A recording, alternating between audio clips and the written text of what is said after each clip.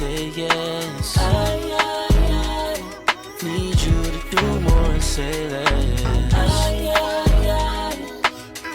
I won't just say yes. Need you to do more and say less. I thought you knew that anybody can do that. I feel like Draymond Green should retire. I want to say that publicly. I think you're about 2 years past. I don't know what you're doing in the league anymore. I feel like you're king hack. You just fighting with everybody for no reason. Your skills are diminished. I personally didn't think you had tremendous skills to begin with, other than to be a brute and, bothering people on the other team, creating a disturbance. You weren't even as good as Dennis Rodman, who at least would give you 15 rebounds a night in addition to disturbing the peace, or Rick Mahorn and Bill Laimbeer, who at least would give you, some defense in the midst of the black eyes and bloody noses. I don't know what his purpose is anymore. And he done got Steph Curry out here crying. Now, I don't know if Steph was crying because of the Good Times trailer release or because Draymond Green is just causing him to not possibly make the playoffs this year. Your thoughts and prayers, Roderick. I mean, I do think Draymond is a very skilled player in the era of what Golden State needed from him. Like they had, for lack of a better term, they had a couple light-skinned dudes that people thought was kind of soft. And we just gonna beat them up, and they needed a protector. They needed somebody out there as an enforcer.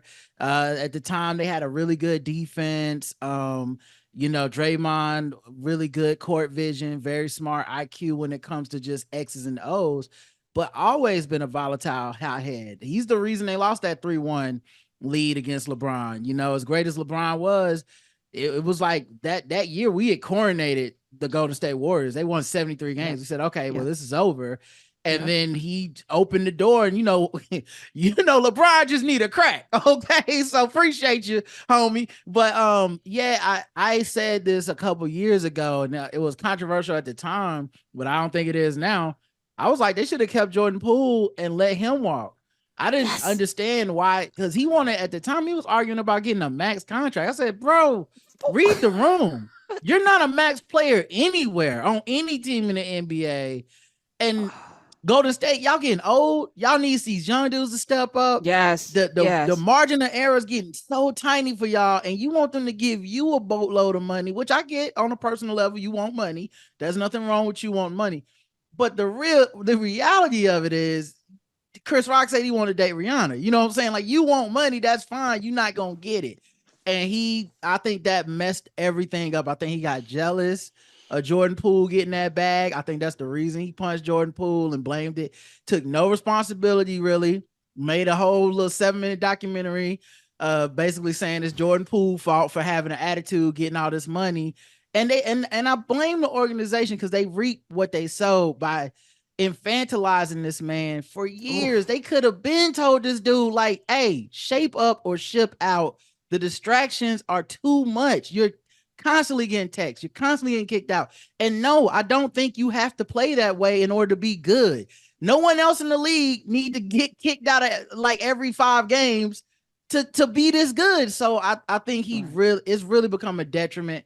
And I saw Steph last night, man. I felt so bad for Steph because he looked like, that meme of the Popeyes worker after the chicken sandwich came out, when she was just sitting on the side looking exhausted with a cigarette, with her legs over. That is what Steph looked like. Like, man, I've been carrying this team all damn season, and here this fool go again, and I can't say nothing. I can't go in the locker room and cuss him out. I gotta just act like it's okay. And I felt so bad for Steph because he don't deserve to be going through this late in his career. No, he does not.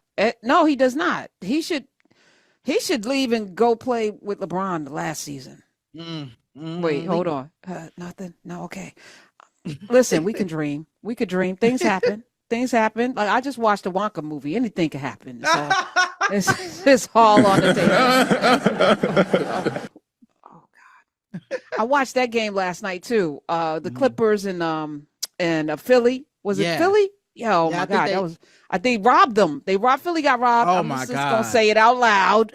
Say it out loud. Shout out to Philly my got man robbed. Kelly Oubre, who called all the refs the B word and they mamas. I said, oh, he meant that. He will be missing some money and maybe some games because I don't think you can do that. He wasn't wrong though. I was felt like, it. oh, so y'all not gonna call nothing? Okay. You know, right, listen, as an avid NBA fan, and me and my wife, we went to the Hornets game last night. Like we go to these games, and I gotta say, I'm loving that the refs stopped calling out them damn fouls. It was really making the games too long, and the plays are too cheap. You know, it's a little too much like, oh, he touched me. Yeah, right. It was getting out of control. But what they didn't see coming, and I'm for this. I grew up 90s basketball, 80s, 90s basketball. It's chippy now.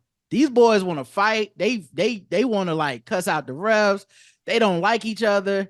And I know, you know, hopefully this don't blow up into nothing serious. I think these guys are pretty level-headed in general, so I don't think it'll get too serious.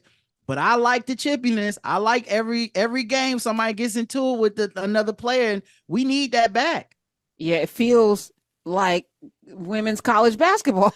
It feels like, because this season is so exciting. This is the first time in about 5 years that I've been watching the March Madness, because I didn't care. I missed all of this from last year. I was like, yeah, but this year it's like, it's exciting because it's also the coaches now. I'm like, what's Kim Mulkey gonna do next? You know, you need somebody to root against. Like, part of sport is really not just who you're rooting for. You cheeseheads who want to paint your bodies and come out, New England Patriots, the Boston Celtic fans, you know, it's not just the fans, it's also the counter fans. It's like, I can't stand this coach or this team. And so you're rooting against them the way I rooted against Bill Walton against the 76ers. Oh, I was so mad when Portland won that year. Oh my goodness. I was heartbroken as a child. I'm out there sad, you know, because I'm Dr. J and Maurice Cheeks and them. Oh my goodness. But yes, it's the anti, which is why this era of players, you know, going to different teams. This is why I was so anti Kevin Durant. Yeah. How do you not build a rivalry? Yeah. You know, you are up 3-1, you can win. You can beat this team. You gonna go play with them? Who does that? So I'm still holding on to that, by the way. I think also like people started becoming friends and stuff, you know, like on banana boats, on vacation together. Because I mean, on the one hand, it's like, yeah, we're playing against each other, but on the other hand, we all made it to our dreams. We are all young Black men that made it out of wherever we're from, and we're rich, and we want to be rich together, and they're thinking bigger than, you know, this is all the legacy of Michael Jordan stuff. They're thinking bigger than basketball. They're thinking like, what HBCUs am I going to donate to? What commercials am I going to be in? What legacy am I leaving behind? And so I think to them, and I'm not even knocking them for this, I'm just saying I understand it changed the dynamic of what rivalry is for them. It's not, you know, like Magic wasn't kicking it with Bird. They like, absolutely not. Like, when we retire, we can talk. But until then, I hate your guts and you hate mine. And I think we didn't really get that, but we might get it back with this. I was gonna say lack of fouls. Like, these new dudes starting to be mad. I'm with you. And Michael Jordan would never. Okay, would never. All right, so they're not true sociopath. Him and Kobe. Yeah, he would never. So Kobe, my favorite Kobe story was he used to work out twice. He would work out when they was on Team USA. He worked out once early before everybody woke up by himself, and he wouldn't go out and party with them or whatever. And then he'd do a workout with them. They thought, oh, we working out with Kobe. He's showing us Kobe. He was crazy like that. And I think Michael Jordan, same thing. Like, Mike's thing was he would go party with you, and while y'all hung over, he go work out. Like that's the kind of rivalry I want to see. I don't like too much of this taking them under my wing and we all friends and I'm gonna show you the way. Nah, man, learn the way on your own. Well, I don't quite agree with that wholeheartedly. Roderick Morrow, the Black Guy Who Tips and Balls Deep Sports is part of the blackguywhotips.com. So check that out. I want you to say yes. I need you to do more and say less. I want you to say yes. Need you to do more and say less.